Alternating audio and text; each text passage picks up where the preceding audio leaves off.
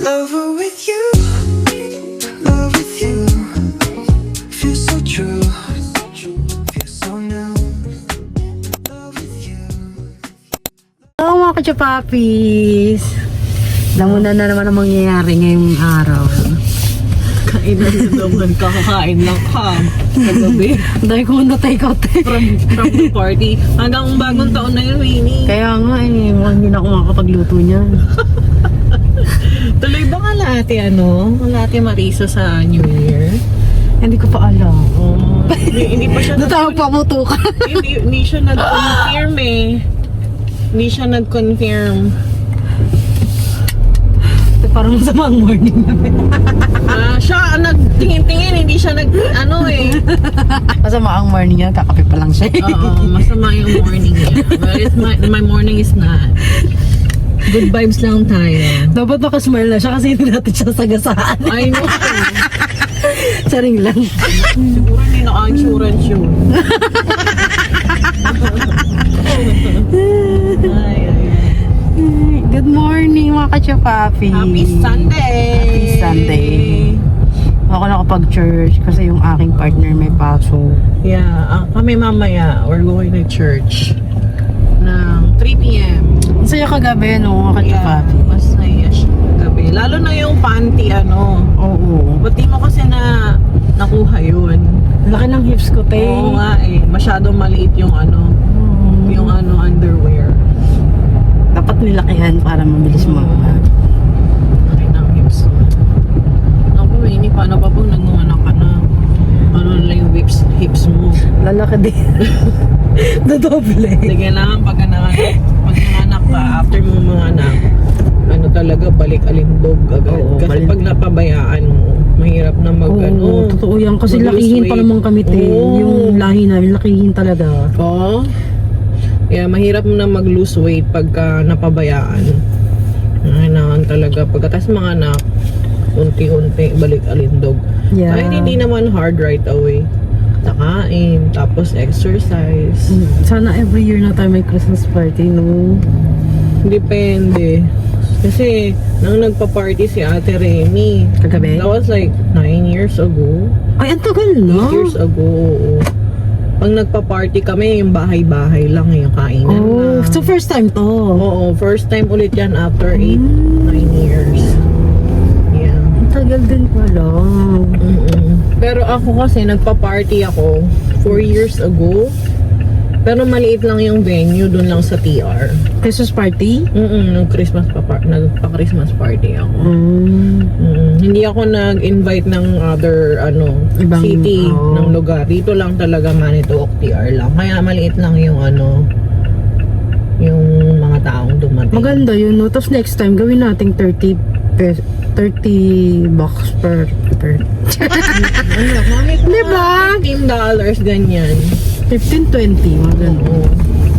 Siguro naman, carry naman na yan. Konti lang din pala sumali sa mga raffle, Konti lang. Yeah. Pero ang saya, makaka-geography. Ang bigati yung mga friends ko, papamigay ng Hermes bag, gold, Saudi gold. Ang bigati ng mga friendly ko. Nakakatuwa. Ano yun? Inspired. Oo, Inspired na ba? Kaya, Kung Hermes, naku, kung real Hermes yun, baka maghabulan lahat.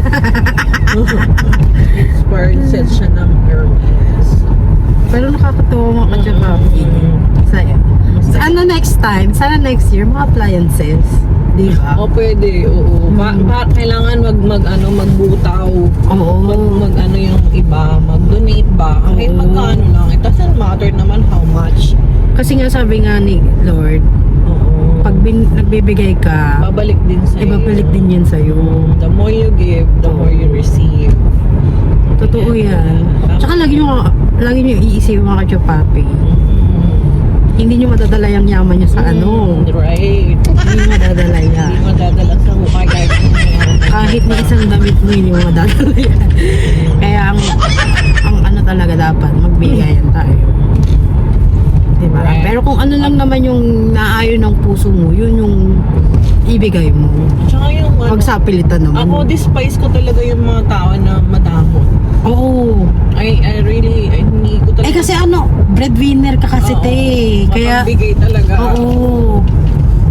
Ano, tsaka yung nakakabuti sa nakakarami. Yes, Yan. true. Kaya, nakakatuwa mga ka-Chopapi kasi meron akong mga friend dito na mga kauri ko rin, mga babae. Mga kauri. Anong klaseng animals ka, te? Beluga. Ikaw, tugong. Nakakatuwa mga ka-Chopapi. Nag-hangout na, parang hindi, hindi tayo kontento kagabi. Kaya naisipan na breakfast ulit. Nakapaldo din siya natin eh. Oh! Joke lang. Biglang Mga princess. Biglang paldo eh, no? Akala ko naman, nanalo sa mga ganun. Hindi. Pero ang sayo, mga ka-Chopapi, ano masasabi mo sa DJ? Sakto lang. Sakto lang. Hindi siya masyadong nagpa-play ng mga Kakaibang modern. music. Oo. Mga modern. Parang lang din ako lang sa YouTube. Pero okay din, mga ka-Chopapi. Baka next year hindi na tayo mag-DJ. O tayo-tayo na lang. Tayo na lang din. Oo, kasi may mga JBL speaker naman na eh. Oo. So at least this time, alam na. Marami nang may input na Yeah. idea. Kasi yung mga nakitang kulang at saka is mapupunan na. Yes. Nakakatuwa, mga ka-Chopapi. Last year, umiiyak lang ako eh. Really? Umiiyak ako eh. Last year. Kasi bakit ganito yung post ko dito? Iyak ako, tay. Pero ngayon parang hindi na ako magkanda o gaga. Oo, ako nakahanap din ako agad right away ng first year ko dito. 6 months, after 6 months, nakahanap na ako ng mga lumipas pa ng 1 taon sa akin. So ito, hindi naman ako panabayaan, Lord. At least this year, magki-Christmas tayong masaya. May iba vlog na ng masaya. Yeah. So dito na tayo sa Iho. Breakfast muna tayo. Ay, ayun. Na-miss ko yan. Dito naman kayo kung dito tayo sa mahaba-haba para Buti na lang sa Ate Princess lagi nandito. No? eh malapit ka lang eh. Kung malayo ka, hindi kita pipikapin mo. Lag. Parang saklay ko si Ate Princess. Nakakalakad hanggat wala siya eh. Nakakatuwa. Pero ganito talaga. Dito. Ganito talaga sa Amerika. Wala kang sasakyan. Wala kang pilay. Kaya, let's go. Naiwan ko pa yata yung susi ko doon. Ano ba yan? Ito na ba? Ang boy. Ang lamig. Diyos ko. 11 lang.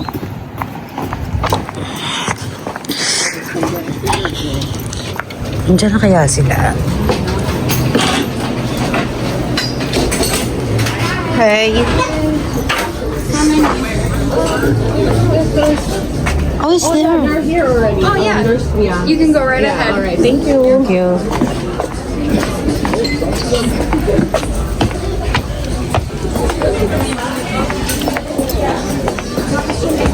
Good morning!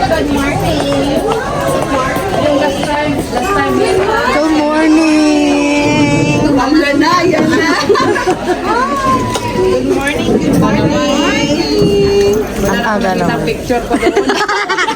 Pag busy. Yan, nakikitakbo lang ako pag nagpipicture sila. Okay.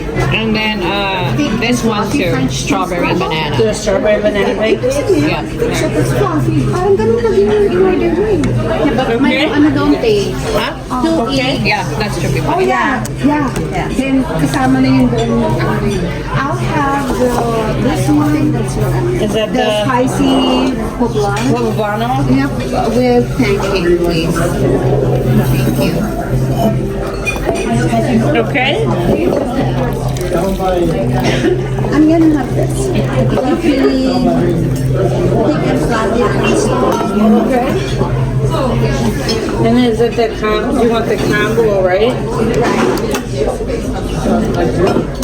And then Nagla-live kasi ayoko ng live. Kasi hindi mo naman may Eddie. masaklap yun.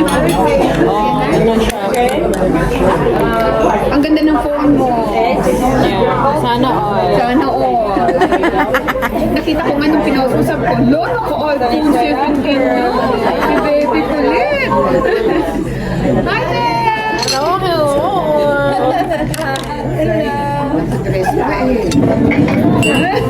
Galing kang church there? Yes. And bacon? Or sausage? Bacon. Okay. Kainan na naman. Hindi naman yung gano'n nakapagod. Kasi tapos me too. You want coffee? Coffee. Coffee? I think I will eat like a couple bites. Tapos kumuha talaga ako ng bacon. And then the scrambled with the bacon. Scrambled with bacon right here. Okay, it's kind of hot. And then the French toast. French toast? We didn't order French toast. I think I have the fluffy. Yan na nga. We got the same. Combo fluffy. Yeah. That the one? Got it? Yeah. Okay. And then the same, the scrambled with bacon. That's hot. Ano sa'yo? Omelette ka rin, di ba? Hindi, ano, parang pasta. And then over the sunny side up, that's you. This is good. You got it? I got it. Okay. And then the strawberries. Do I have the hash brown for this? Yep, yeah. Yep, there's running out of plates. Alright. And I don't know. Cake. You need a plate? I think that's for her. No, I No? got Oh, I got the hash French brown? toast. both of us. Well, I get the extra pancake for my Oh yeah. Yeah, just the hash brown. French toast, the USB. Yeah. Okay. This is yeah. Ay, sa ito. Yeah, that's what I did. Initi. Uy, initi. Mine is hash brown, extra hash brown.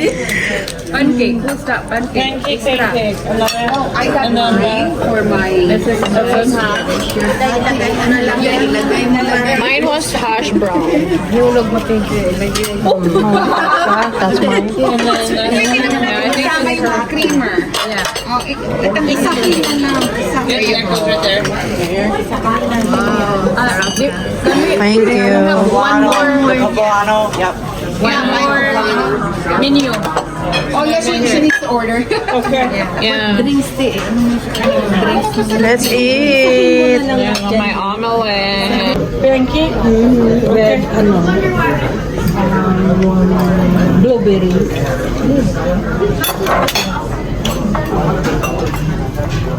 With blueberry.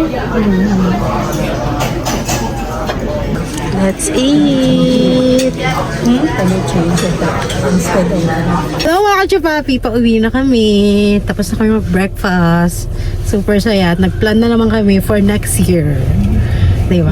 Hindi tayo masisiro for today's video. Busog ka. Busog! Busog na naman, walang hiya.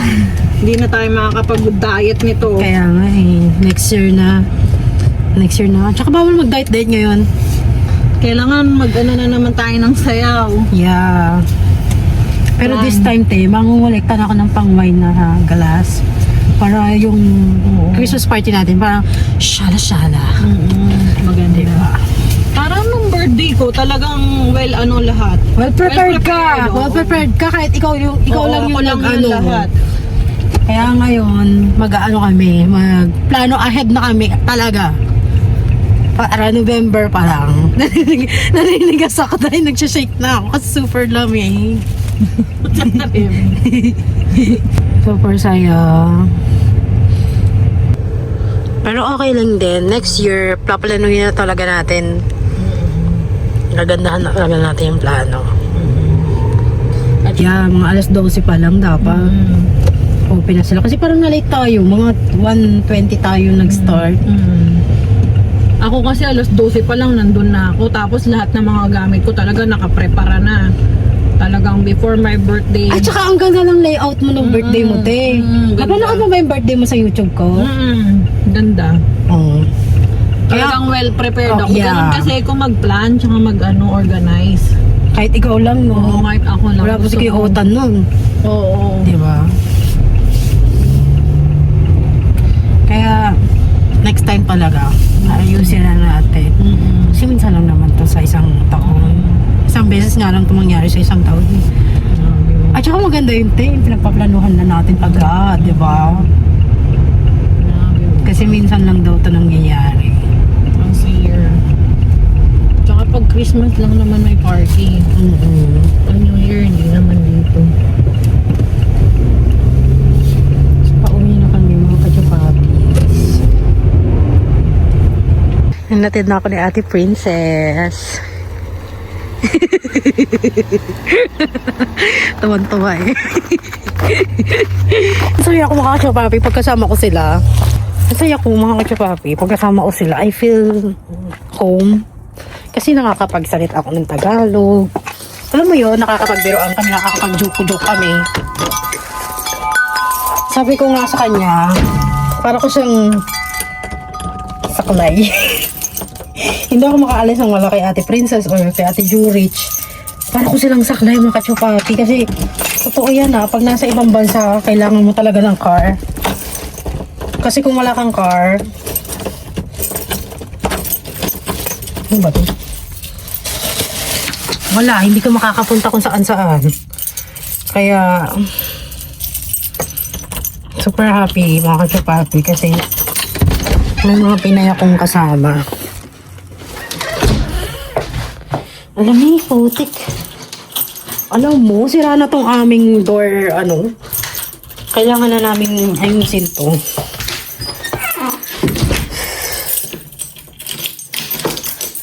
Ay, ihina ako. Mga kachupapi, maglilinis ako ng bahay. So, siguro hanggang dito na lang yung ating vlog. Thank you mga kachupapi for always watching my vlog. And doon sa laging nagko-comment na lagi ko daw sila i-update. Mga kachupapi, masaya ako. Dahil, alam mo yun, meron akong family. Although malayo talaga yung real family ko nasa Pinas, malayo man sila, at least, si God, gumawa ng paraan. Binigyan ako ng kaibigan na parang naituturing ko rin mga kapamilya rin, di ba? Minsan yung naiisip natin, mga kaibigan natin, parang mas better pa sila sa mga family natin. No. Pero, ayun nga mga kachupapi, hindi ko naman pinagkukompare, pero minsan kasi, may inaalis ang God sa buhay natin at may binabalik. Paisip ako nun. Hindi naman sa pinapalitan ko na yung mga family ko sa Pinas. Pero minsan kasi naiisip ko, may dumadating din, nagpa-pop up din sa utak ko na minsan, di ba, minsan pagkasama natin ang family natin, yung real family natin, minsan nakakapagbigay sila ng sakit sa ulo, stress, di ba? Tapos yung mga kaibigan natin, na alam mo yun, mga kachupapi, pagkasama mo sila, parang laging saya lang ang dulot. 'Di ba? Pero although hindi ko naman sila, you know what I mean, na hindi ko naman sila pwedeng asahan pagdating sa mga bagay na super hirap na, 'di ba? Doon pa rin tayo babaksak sa totoong pamilya natin, 'di ba? Pero 'di ba, yun nga, ayoko mag-compare, ayoko pero iba kasi ang family sa friends. Pero yung mga friends ko dito, parang naituturing ko na rin silang family kasi may iisip mo mga kachupapi na bakit kaya ako nilagay dito ng Lord? Bakit kaya ako nilayo sa pamilya ko? Oh, di ba maiisip mo? Di ba parang siguro may reason kung bakit ako inalis ng Lord pinunta ko sa ibang lugar. Di ba? Kasi minsan naiisip ko na bakit ganun? Parang pwede naman ako mag-asawa ng mga Pinoy. Bakit hindi Pinoy ang napangasawa ko? Bakit taga ibang bansa pa? 'Di ba? Dito pa nakatira. Maraming dahilan kung bakit ganyan. Hindi ko ma-explain ng ayos, mga kachupapi. Hindi ko maipunto ng diretso ba yung tamang Yung gusto ko sabihin, I mean, maraming dahilan na pwedeng mangyari, pero hindi nangyari. Pero ito yung binigay sa'yo ng Lord. So, ibig sabihin, parang mas okay to, mas nakakabuti to for you. Ganun naman kasi lagi si Lord, di ba mga kasyapapi? Naalis niya yung tao sa buhay mo na hindi good sa mental health mo, sa mga ganon. Minsan mapapaisip ka siguro ang sarili mong pamilya ang nagbibigay sa'yo ng stress, kaya inalis ka ng Lord doon. Di ba mapapaisip ka, di ba? Kasi baka mamaya yung mga pamilya ko parang toxic na, kaya siguro parang inalis ako doon. Gets mo? Pero hindi ko naman sinasabi yung family ko toxic ha, hindi naman. Actually, maano sila? Family-oriented. Family-oriented naman yung mga kapatid ko, yung mga ano ko. Ang inaano ko lang mga kasyapapi, parang siguro may dahilan kung bakit ito ko nilagay ng Panginoon. Kasi ako mga kasyapapi, parang bunso ako sa magkakapatid. And parang lahat nakasalalay na sa akin. Kasi ako nga lang yung hindi nakapag-asawa pa. Parang alam mo yung mga kasyapapi, parang lagi ako nai-stress. Pagbayaran ng mga ganto, bayaran ng ganto, walang natulong sa akin.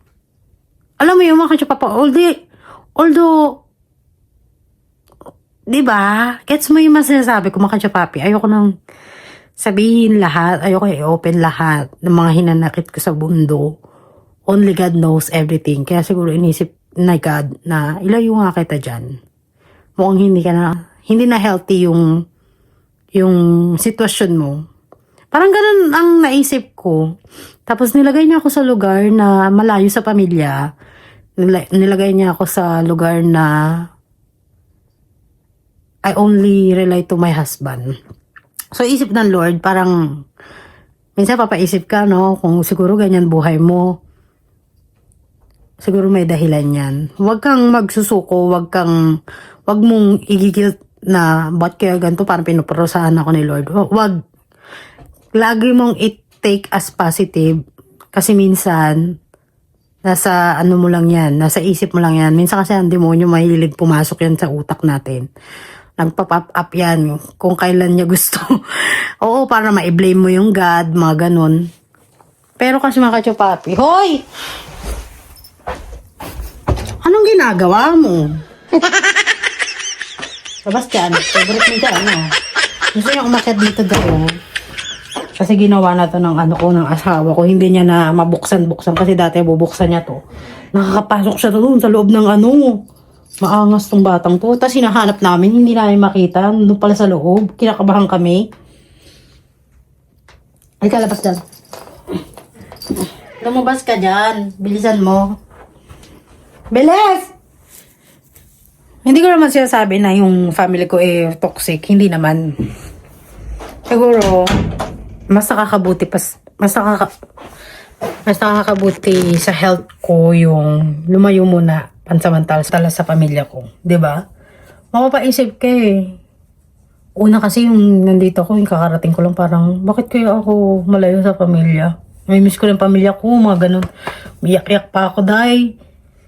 Tapos kalaunan nung nakilala ko ang Panginoon, napabasa-basa ako. Nag-start ako mag-think ng positive. Oo nga no, nasa Pinas ako puro stress. Stress ang dulot. Hindi naman cause ng family ko. Stress siya sa mga bagay na mga nangyayari sa buhay ko. Tapos wala akong time kay Lord. Tapos inisip ko, siguro kaya nilagay ako dito ng Lord kasi para magkaroon ako ng time for Him. Para kilalanin ko siya. Diba? I-praise ko siya. At saka makatsuka, ang sarap ng buhay. Masarap. Kaya dun sa mga taong nanonood ng vlog ko at iniisip na mga gusto magpakamatay, gusto nang tapusin ang buhay, wag. Hindi mo alam ang pupuntahan mo pag nagpakamatay ka. Diba? Sabi nga ni Lord, life is the best gift that He can offer. Diba? Tapos ikaw, iti-take for granted mo yung gift niya. Hindi mo alam kung saan ka mapupunta pag ginawa mo, di ba?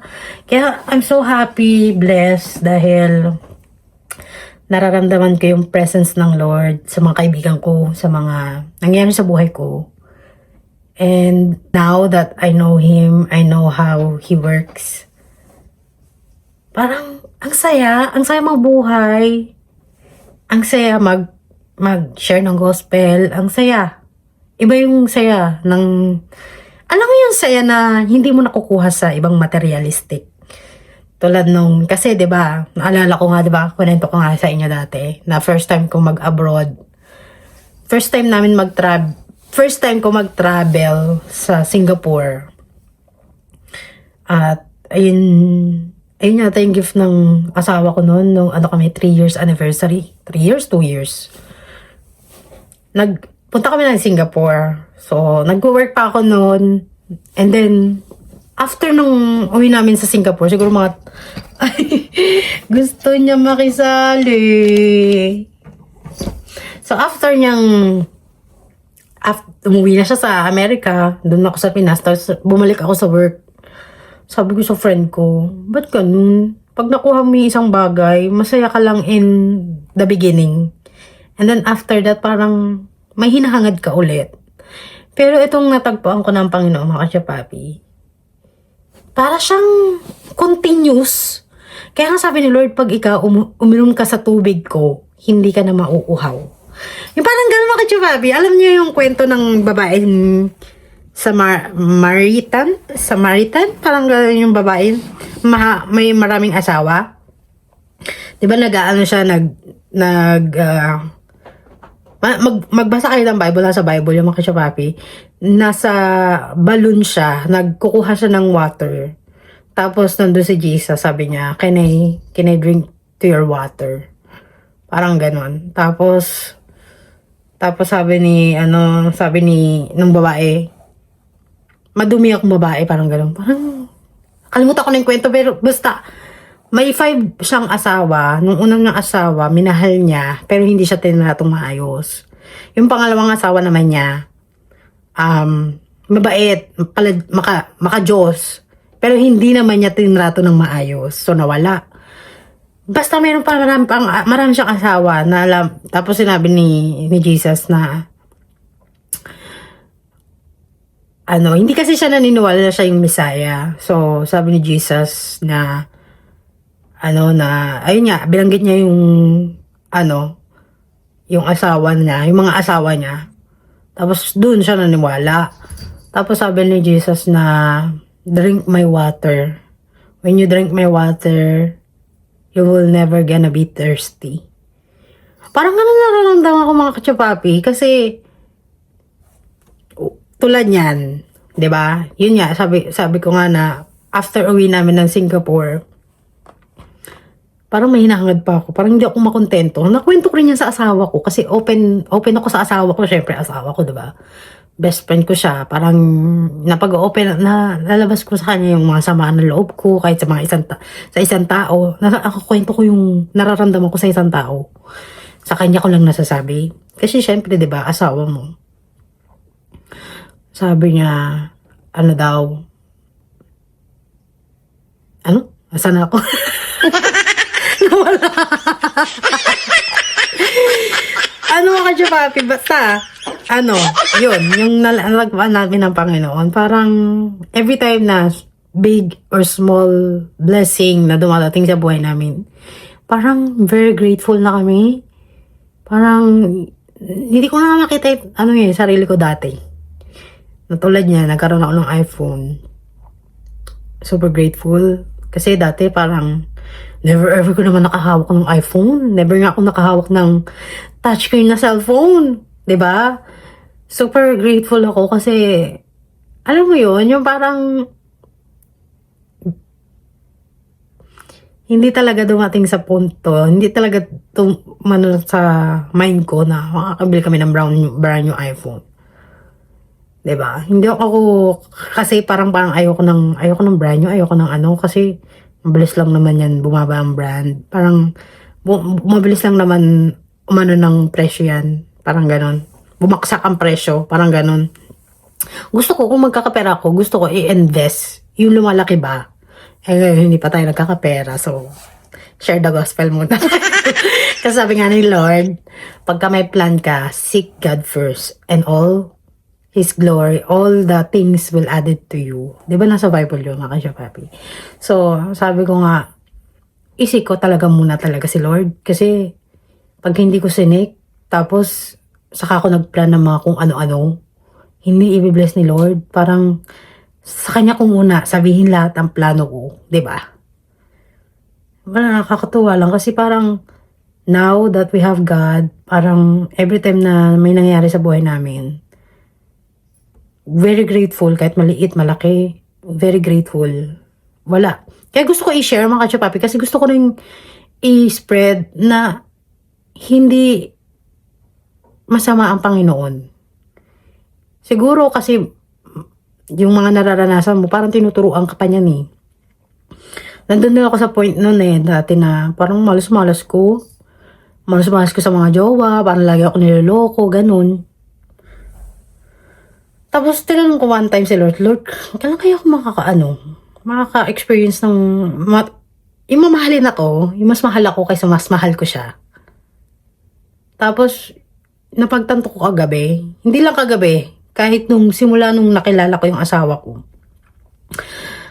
Kaya pala binigyan ako ng Lord na sakit sa ulo ng ex-boyfriend is because para gusto niyang pakita sa akin at para na sa akin kung ano yung hindi magandang relasyon sa tamang relasyon.